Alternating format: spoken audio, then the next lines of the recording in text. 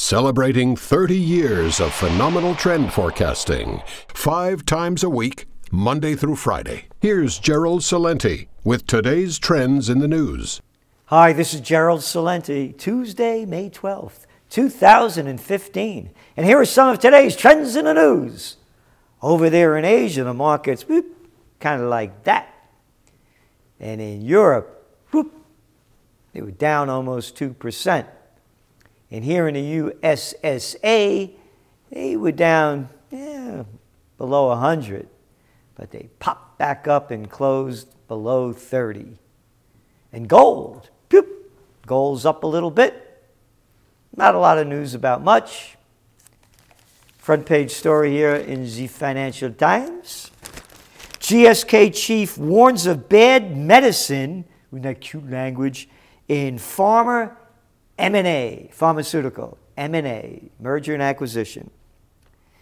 The GlaxoSmithKline chief executive has warned that cheap money has increased the risk of pharmaceutical companies making poor choices in mergers and acquisitions and question, quote, the stretched valuations of recent deals in the sector.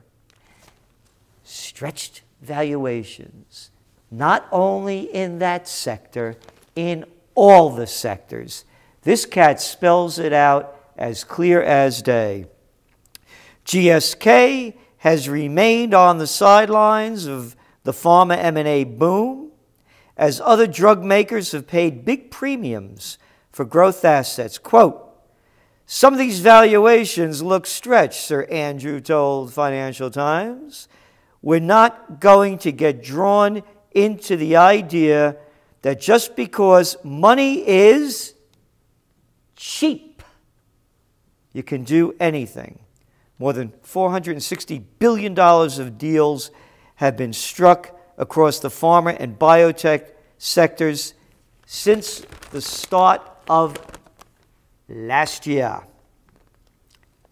The busiest period of M&A activity on record. Now listen carefully.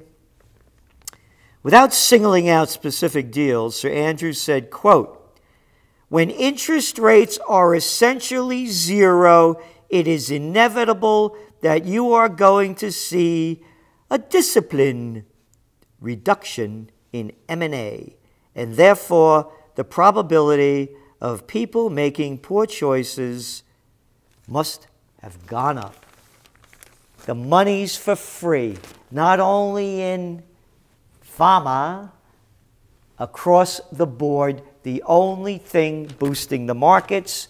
And from the Global Times, China's Development Bank on Tuesday, today, said its cumulative lending to housing renovation projects has now topped 1 trillion yuan, and since the start of 2015, the bank has extended its support for housing renovation work, providing 19.2 billion yuan in fresh loans.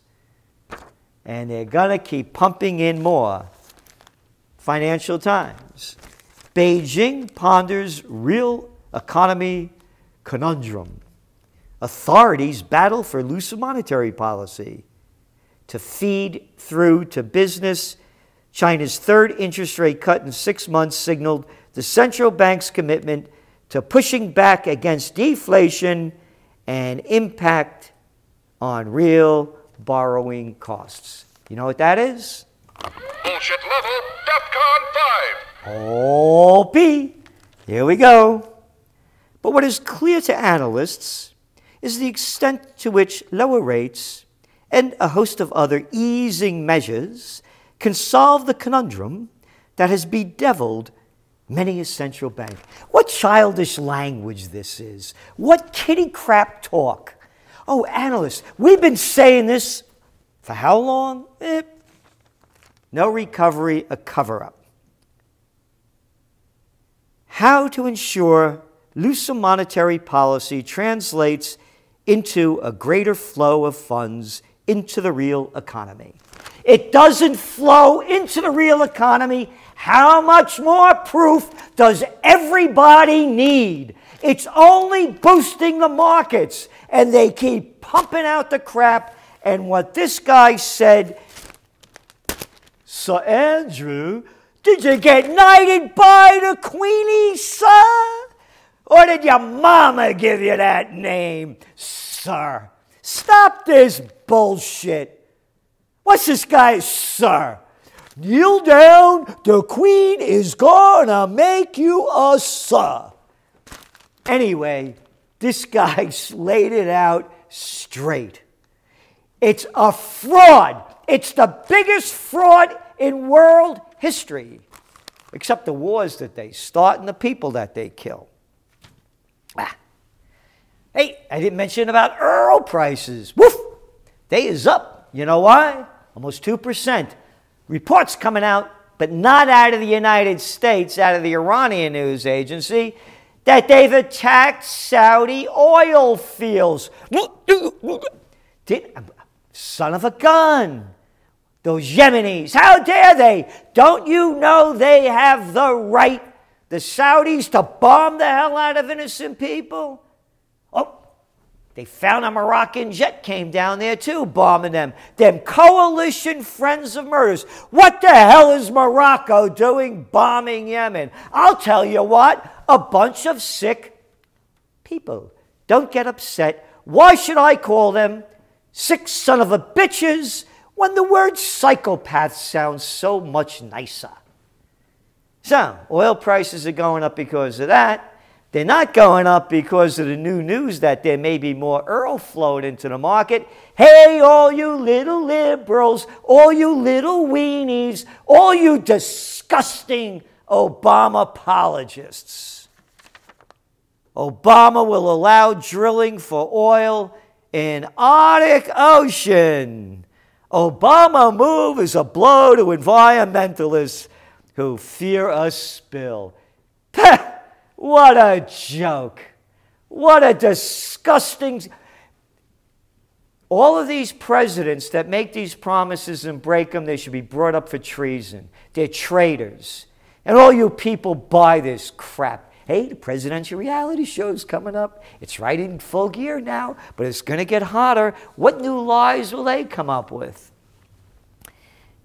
And on to some other news. Judge ruling against 2 banks finds misconduct in 2008 crash. Misconduct right along there with misdeeds, huh? Many on Wall Street have long argued that the banks did not generally break the law when they packaged shoddy mortgages and sold them to investors in the lead up to the financial crisis of 2008. But on Monday, in the starkest of terms, a federal judge dealt a strong blow to that version of history. Not that version of history, Peter Evans, for the toilet paper. High crimes and misdemeanors, but no heads will roll. Hey, misdeeds only had to do what she had to do, you know. Misconduct, yeah. You won't see one head roll, but here's one that did. Yep. Another whistleblower was convicted. Jeffrey Sterling sentenced to 42 months in prison under the Espionage Act. Espionage. Yep, something that goes back to World War I. They got this guy on nothing. But they gave Petraeus, they gave that little squirmy, tiny man a free ride for giving out the head of the CIA, giving out classified information. Hey, was it misdeeds or misconduct? Who was the chick he was going out with? Yeah. And another guy's head rolls. Hey, and remember what the liar-in-chief said when he was elected president, what he was going to do with whistleblowers. Here, listen. For a long time now, there's been too much secrecy in this city. The old rules said that if there was a defensible argument for not disclosing something to the American people, then it should not be disclosed. That era is now over. Starting today, Every agency and department should know that this administration stands on the side not of those who seek to withhold information, but those who seek to make it known. Here's your president, the traitor-in-chief, the liar-in-chief. Here, from him. Oh, by the way, a little number here, not of much concern. Obama has prosecuted more whistleblowers than all the other presidents combined. The president has sent whistleblowers to 25 times the jail time of all previous U.S. presidents combined. And he hasn't prosecuted one head on Wall Street, and he gave his buddy betrayers a free ride. What a disgrace this country's become. Justice system. Yeah, just us, not them. Make sure you don't keep those high beams on when you're driving. The cops will give you a ticket. Make sure you put your signal light on. Make sure you wear your seat belt. Make sure you're a good little boy and girl, because if you're not, they'll beat the shit out of you, or they may blow your brains out. And remember, only 2 glasses of wine. Yeah. Be good, so the big guys can get what they want and keep you in place.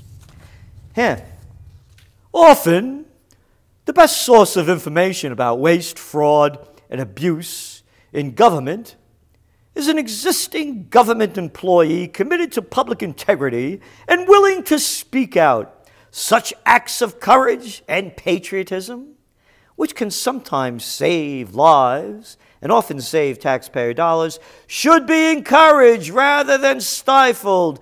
We need to empower federal employees as watchdogs of wrongdoing and partners in performance. Oh, watchdogs in wrongdoing and partners in performance. I wonder what little shithead wrote those little 2-bit lines. Barack Obama will strengthen whistleblower laws to protect federal workers who exposed waste, fraud, and abuse of authority in government. Obama will ensure that federal agencies expedite the process for reviewing whistleblower claims, and whistleblowers have full access to the courts and due process. Yeah, that was President Obama's little post that he had when he was candidate Obama. The Obama-Biden plan.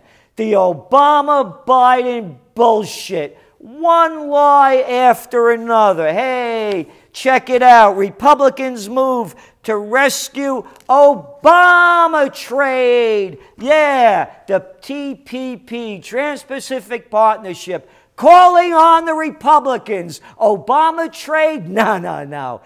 How dare they write that? It's Obama traitor. That's who it is. I'm going to close Guantanamo the first day that I get elected, I told you. And I'm going to label all them GMOs. Yeah, yeah. Obama trade. And don't forget, I'm going to revisit NAFTA. And transparency, openness, you can't read the damn thing because you're an American citizen. Now behave. Go back to work. Pay your taxes and be a good boy and girl. This is Gerald Celente, and that's some of today's Trends in the News.